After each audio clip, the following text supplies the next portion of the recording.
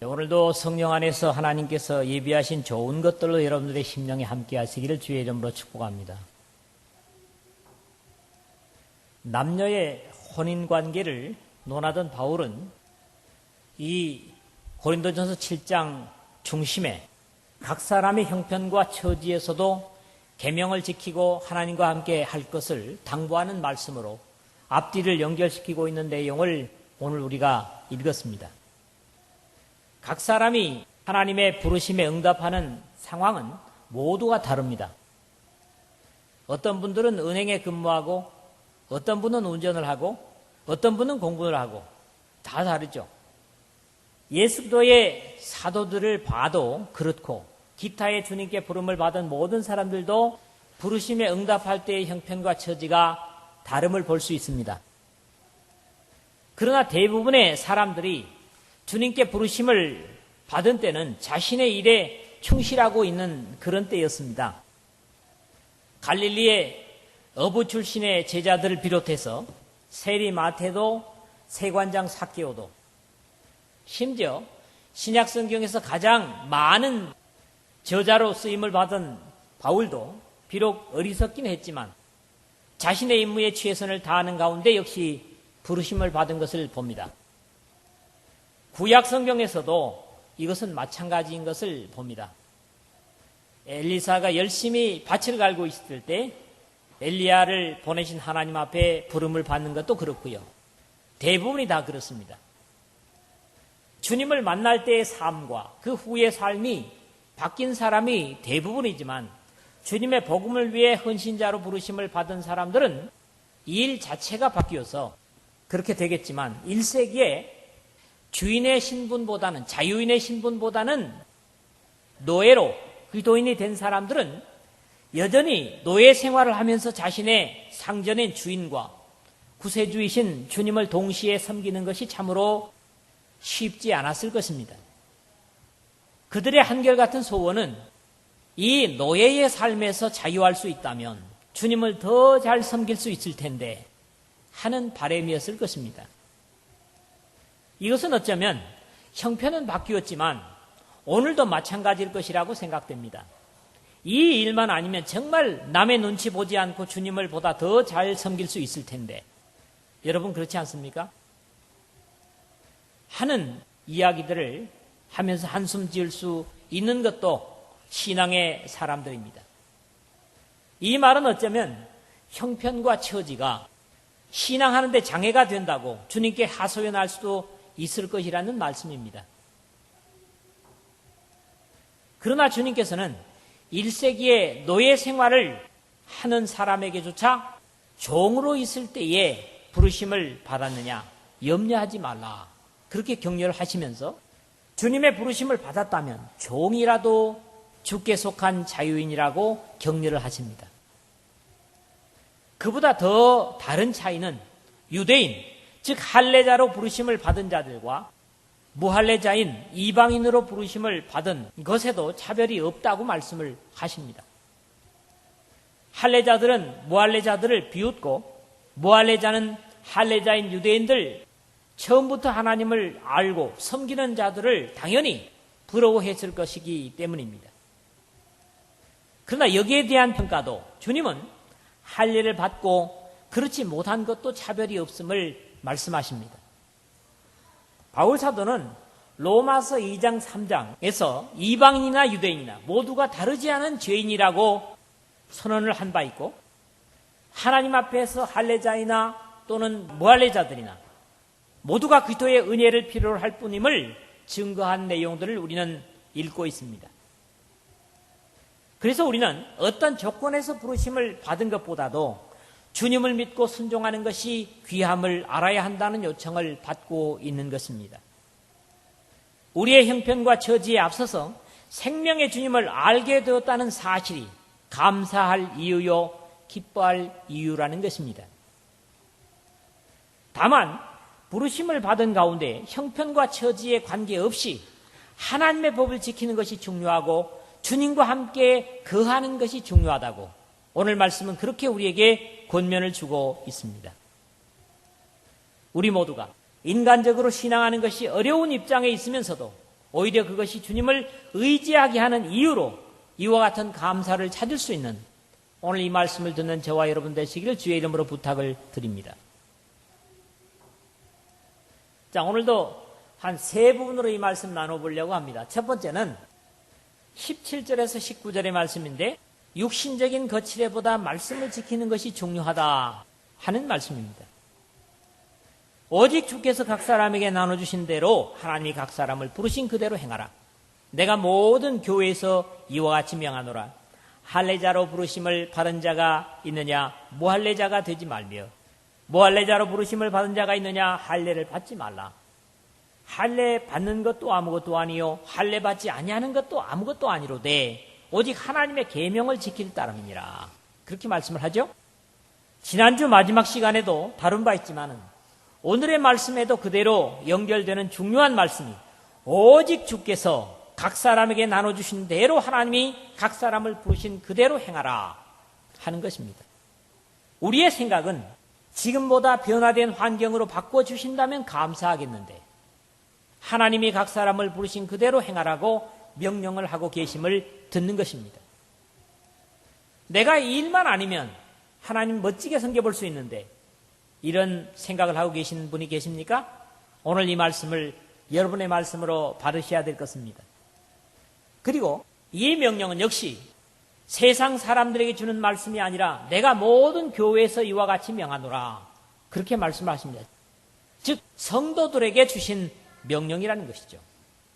사실 이방인들 사이에서 유대인들의 자긍심은 대단한 것이었고 모든 선교지에서 유대인들의 편견은 언제나 문제를 일으켰던 것도 사실이었습니다.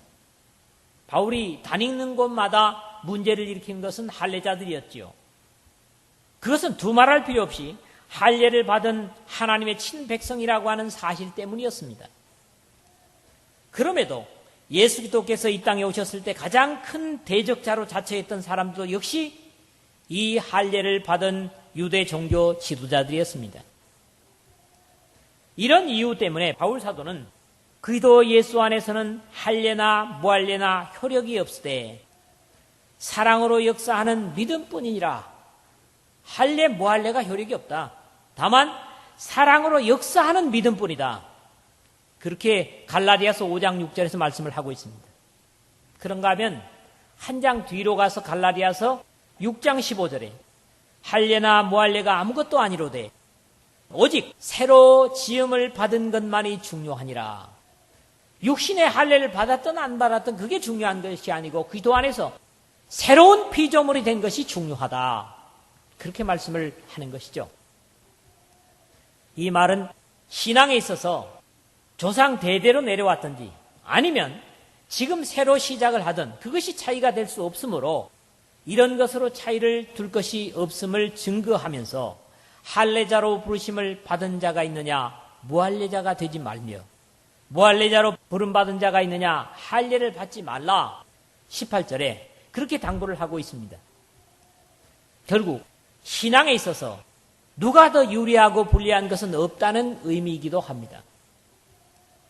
본래적으로 하나님을 알고 신앙을 한 사람이나 이제 처음 하나님을 받아들이고 믿는 사람이나 하나님 앞에서는 사실 차이가 없다는 거죠. 예수님께서 이런 사실들을 누누이 말씀하셨습니다. 시작하는 자가 오히려 더 순수할 수 있다고 하는 말씀을 하시는 거지요. 할례 받는 것도 아무것도 아니요 할례 받지 아니하는 것도 아무것도 아니로되 육신의 모양이나 흔적이 중요하지 않음을 증거하는 것입니다. 갈라디아서 6장 12절에서는 무릇 육체의 모양을 내려 하는 자들이 억지로 너희에게 할례를 받게 하면 그들이 그리스도의 십자가로 말미암아 박해를 면하려 함뿐이라. 그런 말씀을 하죠. 육체의 모양을 내려 하는 자가 할례를 받는다는 겁니다. 그니 뭡니까? 나는 적어도 육신적으로도 유대인이다. 이것을 강조하기 위해서라는 거지요. 오직 하나님의 계명을 지킬 따름이니라 19절 하반절의 그 말씀이 오늘 이 첫 번째 단락의 결론 같은 말씀입니다. 하나님의 약속을 자신의 것으로 가지는 것이 중요한데 그것은 육신의 모양에 의해서 좌우되는 것이 아니라 오직 계명을 지키는 것만이 확실하다는 사실을 증거하고 있는 것입니다. 특히 여기 계명이라는 말이 우리가 생각하는 것처럼 모세의 율법이 아니라 부르심을 받은 형편과 처지를 따라서 복음에 순종하고 믿음과 사랑으로 자신이 처해 있는 생활 여건을 그대로 받아들이는 것을 의미하는 엔톨레라는 말씀으로 쓰이고 있습니다. 이게 토라가 아닙니다. 구약에 주신 그런 계명이 아닙니다. 이 계명이라는 말이, 엔톨레라는 말이 동일하게 쓰여진 한 군데를 보면 요한복음 15장 12절에서 14절, 특히 12절에 쓰이고 있습니다. 내 계명은 곧 내가 너희를 사랑한 것 같이 너희도 서로 사랑하라 하는 이것이니라. 사람이 친구를 위하여 자기 목숨을 버리면 이보다 더 큰 사랑이 없나니 너희는 그가 명하는 대로 행하면 곧 나의 친구라 그랬습니다. 그래서 여기 내 계명이라고 하는 게 뭡니까? 서로 사랑하는 것이다 하는 것을 우리가 보는 것이죠. 모세의 토라가 아니라 바로 엔톨레로 쓰여지고 있다고 하는 것을 보는 겁니다. 육신의 겉모양을 내려고 하는 것이 중요한 것이 아니라 우리 주 예수 그리스도의 십자가에서 완성하신 사랑의 법을 지키는 것이 생명이 됨을 선언한 말씀을 우리는 여기서 확인을 하게 되는 것이죠. 겉으로 우리 모양이 좋은 것도 사람 보기 좋습니다. 그러나 그보다 우리가 신경 쓰고 힘써야 될 것은 하나님의 계명을 지키는 것입니다. 이 말씀에 충실하려고 하는 것이 바로 우리 교회고, 여러분들의 신앙이 그런 신앙으로 바울의 요청과 같은 믿음이 되시기를 주의 이름으로 부탁을 드립니다. 두 번째는 20절에서 21절이죠. 신앙의 사람들이 언제나 같은 원리로 얘기합니다마는 현실에 감사하고 만족하는 것이 필요하다는 겁니다. 왜 그렇습니까? 종으로 부르심을 받은 사람들이 얼마나 힘겹겠어요, 신앙하는 것들이. 자기 주인의 절대적인 명령에 복종을 해야 되는 입장에서 신앙을 하는 것 같이 하려고 하니까 얼마나 힘겹겠습니까? 그러나 각 사람은 부르심을 받은 그 부르심 그대로 지내라. 내가 종으로 있을 때에 부르심을 받았느냐? 염려하지 말라. 그러나 내가 자유롭게 될 수 있거든 그것을 이용하라. 그렇게 오늘 20절, 21절의 말씀을 하고 있습니다. 하나님의 부르심을 받은 우리가 처지가 다 다르다고 앞에서 제가 전제를 한 바 있습니다. 그러나 하나님의 부르심에는 이 처지와 형편까지도 이기고 헤쳐나갈 수 있는 능력을 포함하시기 때문에 더 이상 믿음의 사람들에게는 형편과 처지가 문제가 되지 않는다는 그런 말씀입니다. 나는 육신이 건강치 못해서, 나는 장사를 하기 때문에, 나는 직장에 매여서, 여러분, 이런 모든 여러분들의 형편이 노예 생활하면서 하나님을 섬기는 것보다 못하겠습니까? 노예는 한마디로 주인의 재산 취급을 당합니다. 그러면서도 주님을 섬기는데 그들이 얼마나 하나님 앞에 그런 소원을 가지고 기도했길래 바울이 이런 답변을 대신 주고 있겠습니까? 각 사람은 부르심을 받은 그 부르심 그대로 지내라. 근데 20절에 그렇게 말씀하죠. 전능하신 하나님께서 우리의 어렵고 힘드는 형편을 확 변화시켜 주시면서 믿음 생활을 하도록 하면 얼마나 좋을 것 같은데, 이스라엘에게는 애굽을 기적으로 나왔어도 광야가 버티고 있고 요단을 건너서도 여전히 가나안 7족속이 저들을 대항하고 나왔고 1세기의 노예들에게는 여전히 노예로 살도록 노예 가운데서 부르시면서 조금도 다른 변화를 주시지 않은 것이 저들의 힘겨움이었을 것입니다. 이 말씀은 오늘 마지막 절과 첫 부분이 비슷하고 또 결론으로 중요합니다. 형제들아, 너희는 각각 부르심을 받은 그대로 하나님과 함께 거하라. 꼭 같은 표현은 부르심을 받은 그대로입니다. 부르심을 받은 형편 그대로입니다. 여기서 계속 반복되고 있는 것이, 오늘 우리가 읽은 말씀에서 가장 흔하게 반복되고 있는 것이 뭡니까? 부르심을 받은 거죠. 우리가 17절에서 24절까지 읽었죠? 이 8절 속에 부르심이라는 말이 무려 9번이나 나오고 있습니다. 여러분, 하나님의 부르심은 대단히 귀중하고 가치가 있습니다. 사실 교회라는 말이 밖으로 부르심을 받은 자들입니다. 세상 밖으로 부르심을 받은 자들이라는 말씀이고 하나님의 부르심에 응답한 자들입니다. 창조주의 부르심에 응답한 것보다도 중하고 귀한 것은 없습니다, 여러분. 이 말씀을 여러분들이 마음에 두시길 바랍니다. 창조주의 부르심에 응답한 것보다도 더 귀중한 것은 없다. 여기 있는 우리 모두에게 있어서 다른 것은 다 모자라고 실수하고 부족하다고 할지라도 한 가지 잘한 것이 있다면 그것은 하나님의 아들의 십자가 아래 부르심에 응답했다고 하는 사실입니다. 이것은 적어도 어떤 것보다도 여러분의 인생에서 가장 귀한 것이고 자랑할 만합니다. 그러면서도 오히려 내가 종으로 있을 때의 부르심을 받았느냐 염려하지 말라. 21절을 그렇게 했죠. 육신의 입장에서는 조금은 힘겨운 당부를 하고 있습니다. 여기 염려라는 말이 다른 데 쓰이는 염려하고 또 좀 다릅니다. 오늘 우리가 읽은 이 말씀의 헬라어 시제가 중간태, 수동태, 여러분들에게 이런 말씀을 복잡하게 할 필요는 없지만은 그래서 일반적으로 우리가 이해하는 말씀하고 좀 다르다는 것을 여러분들이 염두를 하시길 바라요. 염려하면 멜로라는 말입니다. 이해하는데 상당히 어려운 낱말입니다만 그럼에도 불구하고 이 멜로가 같이 쓰여진 말씀을 한 군데 제시하면 마태복음 22장 16절입니다. 꺼리는 일이 없으니 그런 의미입니다. 그러니까 이 말과 같이 접속을 한다면 무슨 의미가 됩니까? 내가 종으로 있을 때의 부르심을 받았느냐 꺼리는 것이 없어야 된다. 우리가 대개 어떤 세상의 단체에 들어가면 내가 약하고 부족하는 것 때문에 의기소침해 가고 기가 죽어 들어가지요.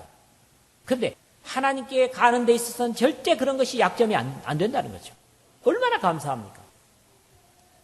그러나 내가 자유롭게 될 수 있거든 그것을 이용하라. 21절 하반절에 그렇게 말씀하는데 이것은 어쩌면 사람의 입장과 형편을 따른 것이지 하나님의 능력으로 보기에는 어렵습니다.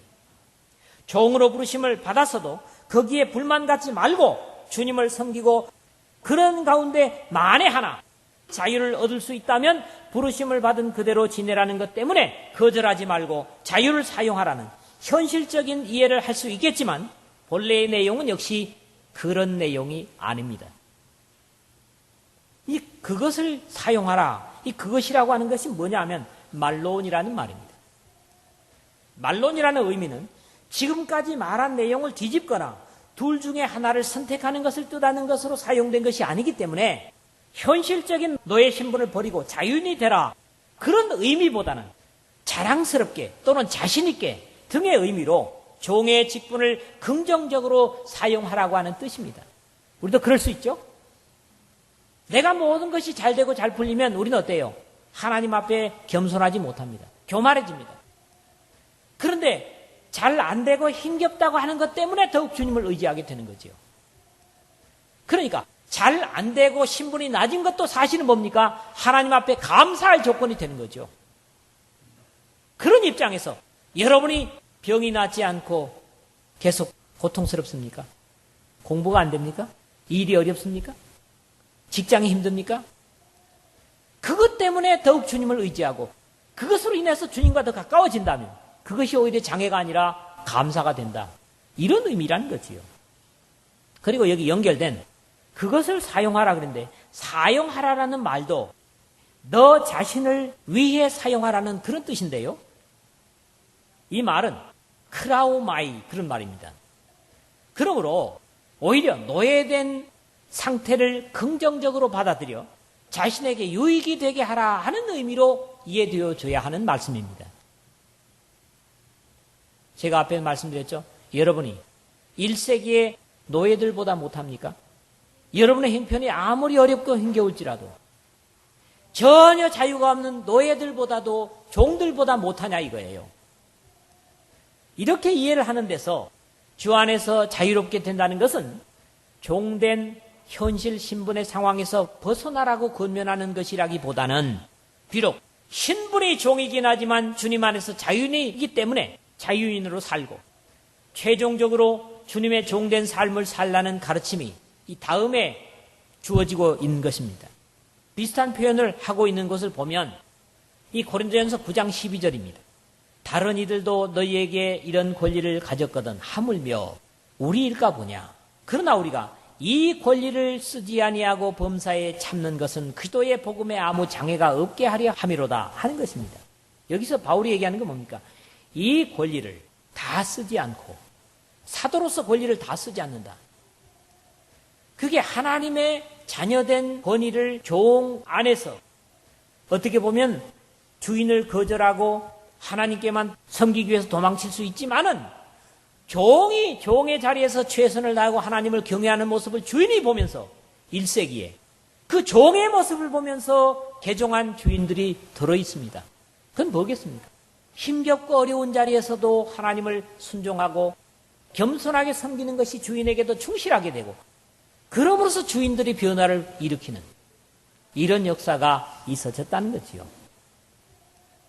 물론 하나님께서 은혜로 종에서 어떤 절박한 상황에서 자유를 주실 수도 있으시겠지만 여기에 그러나 내가 자유롭게 될 수 있거든 그것을 이용하라는 당부는 지극히 인간적으로 들립니다. 그리스도인은 신분과 처지가 하나님을 섬기는데 장애가 될 수 없습니다. 오히려 사회적으로 낮은 처지일지라도 그 신분조차도 신앙에 더욱 매진하는데 사용할 수 있는 여러분 모두가 되어야 될 것입니다. 약하기 때문에 어렵기 때문에 시간이 없기 때문에 순간을 쪼개서 영혼을 살기 위해서 기도하고 하나님의 말씀을 들춰서 그것을 의지하는 그런 믿음의 자세야말로 참으로 그 절박한 상황을 오히려 믿음으로 소화하는 아름다운 모습이 될 것이라는 것이죠. 세 번째 마지막으로 22절에서 24절입니다. 주 안에서 부르심을 받은 자는 종이라도 주께 속한 자유인이요 또 그와 같이 자유인으로 있을 때에 부르심을 받은 자는 그리스도의 종이니라. 너희는 값으로 사신 것이니 사람들의 종이 되지 말라. 형제들아 너희는 각각 부르심을 받은 대로 하나님과 함께 거하라. 이 말씀도 어찌 보면 종들에게 그냥 액면적으로 우리가 이해하는 대로만 본다면 어떻습니까? 사람의 종이 되지 말라.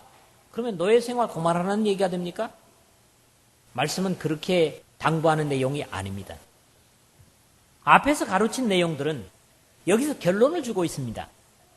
하나님의 부르심에 응답한, 즉 믿음을 가진 자들은 비록 노예의 상태에서 주님께 왔더라도 이미 죄의 저주의 값을 주님께서 치러 주셨기 때문에 세상에서는 종일지라도 주님께 속한 자유인이고 비록 자유인일지라도 주님을 절대적으로 섬겨야 할 종이라는 것입니다.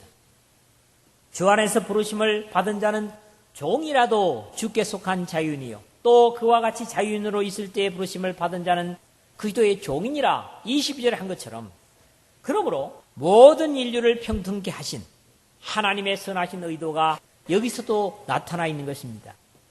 세상에서는 가지 못할 데가 없는 자유인일지라도 주님을 섬기는 것으로 인해서 자제하고 스스로를 주님께 묶어 제한하는 스스로 종됨은 하나님께나 같은 믿음을 가진 당시의 종들에게 아름다운 그리스도의 모범이 되었을 것입니다.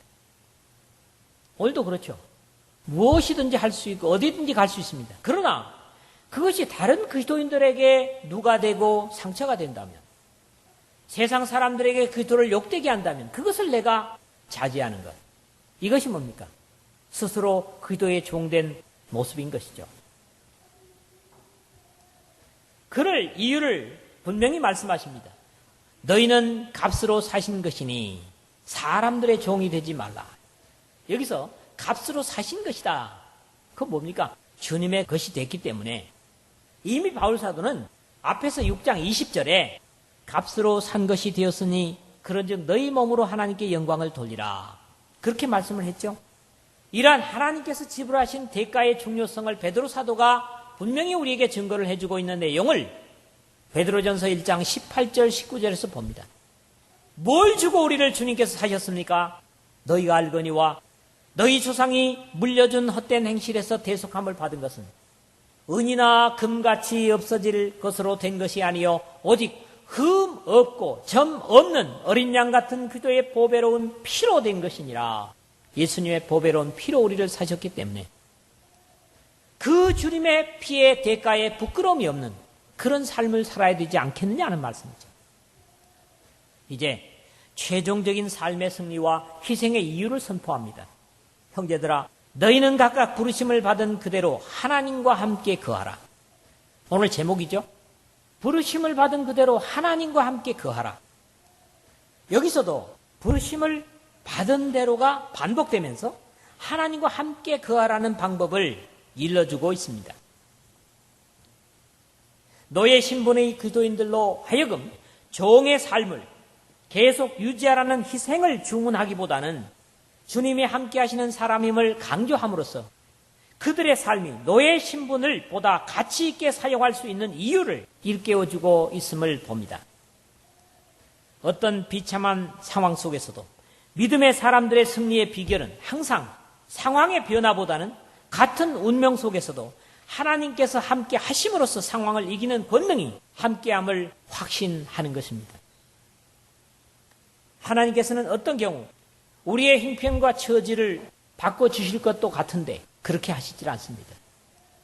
그 처지의 형편 속에 하나님의 뜻이라고 믿고 들어가는 사람들을 건지고 구원하시는 것을 보는 거지요. 육신의 거체의 모양을 내는 것보다 중요한 것은 하나님의 말씀을 지키는 것이 실제적인 힘이요 자랑이 되어야 합니다. 이게 그리스도인의 삶이죠. 부르심을 받은 것이 그리스도인에게는 무엇보다도 중요하고 세상의 어떤 과제보다도 중요하고 거기에 응답하는 자로 사는 것이 중요합니다.